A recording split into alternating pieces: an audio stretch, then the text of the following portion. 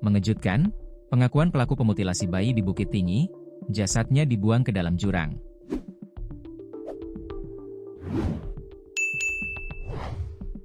Kepolisian sudah temukan lokasi potongan badan dari jenazah bayi di Kelurahan Bukit Cangang, Kecamatan Guguak Panjang, Kota Bukit Tinggi, Sabtu, 25 Oktober 2025, malam.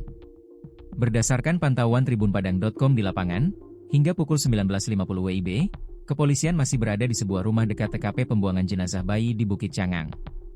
Tampak, kepolisian membawa salah seorang diduga pelaku ke dalam rumah miliknya yang berada beberapa meter saja dari TKP pembuangan.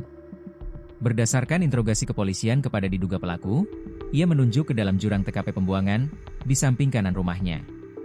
Diduga, potongan yang dibuang dan belum ditemukan adalah bagian badan dan tangan kanan. BPBD Bukit Tinggi juga terlihat datang ke TKP sekitar pukul 19.30 waktu Indonesia Barat. Kedatangan BPBD diketahui untuk melakukan evakuasi potongan tersebut di dalam jurang. Namun, evakuasi belum dapat dilakukan, lantaran BPBD terlihat mengambil peralatan ke kantornya terlebih dahulu. Sementara itu, masyarakat masih menunggu di TKP namun tidak seramai sebelumnya. Pihak kepolisian bersama masyarakat, Ketua RT dan Pemuda di Bukit Cangang, Kecamatan Guguak Panjang, Kota Bukit Tinggi mendatangi salah satu rumah yang berada di dekat lokasi penemuan jasad bayi pada Sabtu, 25 Oktober 2025, di daerah tersebut. Pantauan tribunpadang.com di lapangan, rombongan tersebut terlihat datang sekira pukul 18.10 waktu Indonesia Barat.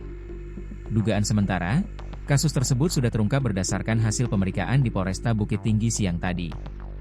Di dalam rumah, sekira pukul 18.20 WIB hingga sekarang, pihak kepolisian terlihat sedang mencari potongan bagian dari bayi tersebut di bagian pembuangan air.